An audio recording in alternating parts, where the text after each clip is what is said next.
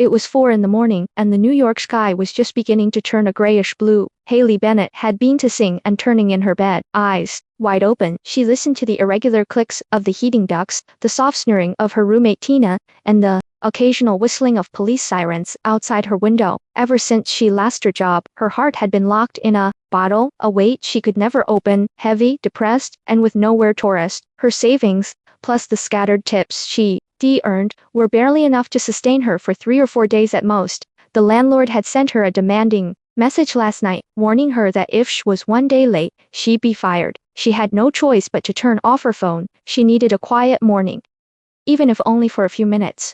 Tina woke up and mumbled drowsily, "What time is it? Why aren't you sleeping yet?" "I can't sleep," Haley answered in a low voice. Tina rubbed her eyes and sat up. "Don't worry, we'll find a job. The worst that can happen is another night shift. Look, that fall you made yesterday was actually quite satisfying. Who hasn't thought about throwing a glass of wine in their boss's face?" Haley couldn't help but smile, but the smile quickly disappeared. "But I really didn't mean to." Tina threw a pillow at her. "Don't blame yourself, get ready, and go out to find a job in the morning. Don't let yourself get hurt." Haley nodded, but couldn't hide the worry in her eyes. After daybreak, they washed up and Haley changed into the cleanest blue shirt and jeans. She looked at herself in the mirror. Her face was pale, her eyes were dark circles, and her hair was slightly split because she had no money to buy conditioner.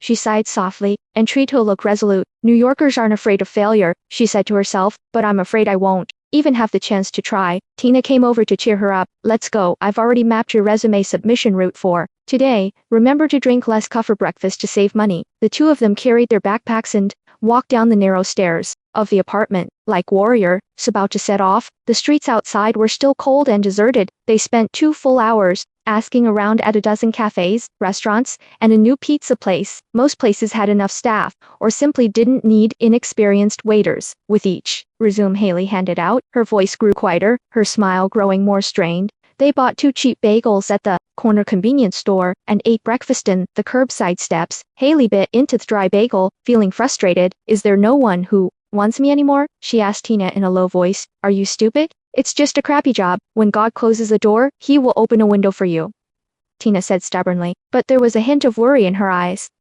After daybreak, they washed up and Haley changed into the cleanest blue shirt and jeans. She looked at herself in the mirror. Her face was pale, her eyes were dark circles, and her hair was slightly split because she had no money to buy conditioner. She sighed softly and tried to look resolute. "New Yorkers aren't afraid of failure," she said to herself, "but I'm afraid I won't even have the chance to try." Tina came over to cheer her up. "Let's go. I've already mapped your resume submission route for today. Remember to drink less coffee for breakfast to save money." The two of them carried their backpacks and walked down the narrow stairs off the apartment, like warriors about to set off.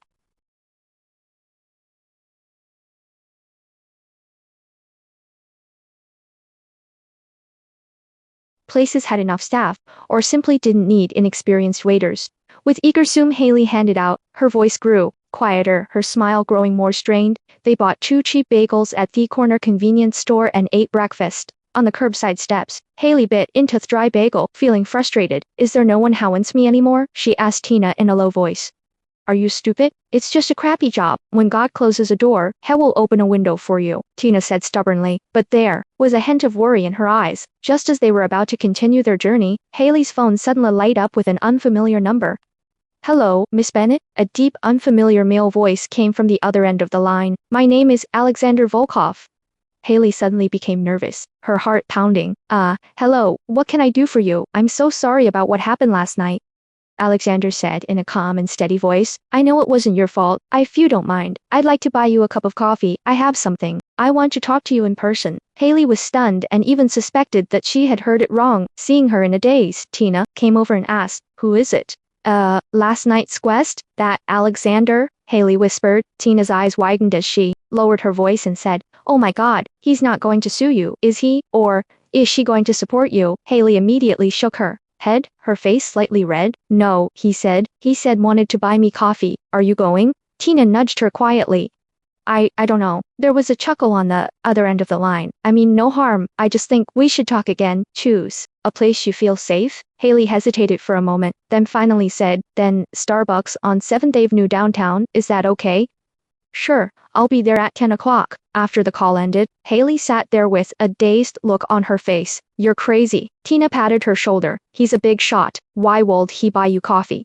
I don't know either. Haley bit her lower lip, feeling uneasy. The lights in Starbucks were soft, and the aroma of roasted coffee beans wafted through the air. Haley sat by the window, her hands title gripping her paper cup. People streamed in and out, and her eyes scanned every person who entered. At 10 o'clock sharp, Alexander Volkov pushed open the door, dressed in a dark gray coat and a crisp suit. His aura of coolness was a stark contrast to the nightclub's glamorous atmosphere. He approached Haley with a measured stride and a sharp gaze. Miss Bennett, he nodded slightly, his tone polite but distant. Haley quickly stood up and nervously greeted, Good morning, Mr. Volkov. Alexander sat down, motioning for her to relax, and ordered a cup of black coffee. After a brief silence, he looked directly into Haley's eyes. I understand everything that happened last night. You didn't mean to do that. It was the guest who was too impulsive. Haley lowered her head. Thank you, but that doesn't change the fact that I'm fired. I know, Alexander's tone softened, so I came here today to give you a chance. What chance? Haley looked up in disbelief. My villa in Manhattan is in need of a temporary helper. The nanny is old and hasn't been in good health lately. I need someone I can trust to take care of some chores. The salary won't be worse than what you get at the nightclub. Haley was filled with shock, suspicion, unease, and anticipation. Biting her lip, she asked cautiously, Why me? You could ask anyone. Alexander was silent for a moment, his eyes complex. You remind me of an old friend. She had the same determined eyes as you. The cafe became quiet, and Haley felt that her heartbeat could almost be heard by the other person. Of course, Alexander added, you're perfectly free to refuse. I won't force you. Haley clenched her cup, her knuckles turning white. If I agree, where would he live? What would I do? You can live in a villa with your own room. You'll be responsible for simple cleaning, gardening, and occasional cooking. Your salary will be paid weekly, and food and accommodation will be included. If you need it, I can help you with the first rent deposit. Why are you willing to help me? Haley asked in a low voice. Alexander lowered his eyelids and said in a low voice, I just think that a person who is working hard to make a living should not be left homeless in New York. Haley was stunned. She had never heard anyone speak to her in such a tone, neither pity nor authority, but a gentle understanding. As they talked, Tina paced back and forth outside the Starbucks, peering through the window. Haley texted her, telling her not to worry, but she still felt a wave of uncertainty. Was she too trusting? What if this was some kind of trap? Alexander sensed her uneasiness and offered, if you have any concerns, you can have a friend come to the villa to check. Get out, or you can leave at any time. I have no strings attached. Haley's heart gradually relaxed, and she took a deep breath. Thank you for your trust. I can give it a try, but I don't want to be just a waitress. I want the opportunity to learn more. Alexander smiled and nodded. That's exactly what I like about you. You're willing to work hard and don't want to be an outsider. The two worked out the details and agreed to move their luggage the next afternoon. As they left the cafe, the New York sunshine shone through the clouds onto street. Haley felt a sense of relief, but with it came more uncertainty and a lingering sense of anticipation. How is it? Are you okay? Tina rushed over, looking nervous. Haley briefly recounted the story. Tina was skeptical. Are you sure he doesn't want to support you? Or do you want him to do something illegal? He gave me time and space, and he also asked me to take you to see his house before making a decision. Haley smiled bitterly.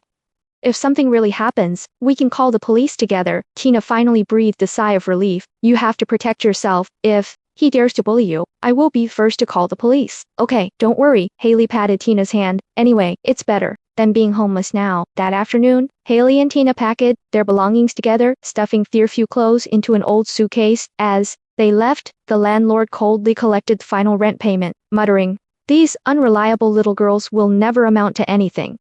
Tina responded harshly, just wait and see, we'll make you regret it sooner or later. They dragged their luggage and took a taxi. The New York street scene flashed be outside the window, and Haley was, in a daze in the back seat. She was actually very scared. Scared of the unknown, scared of having nothing, and even more scared that there would be no way out in the future. But she also felt that the gears of fate had finally begun to turn slowly. As long as she was willing to take a step forward, perhaps everything would have new possibilities.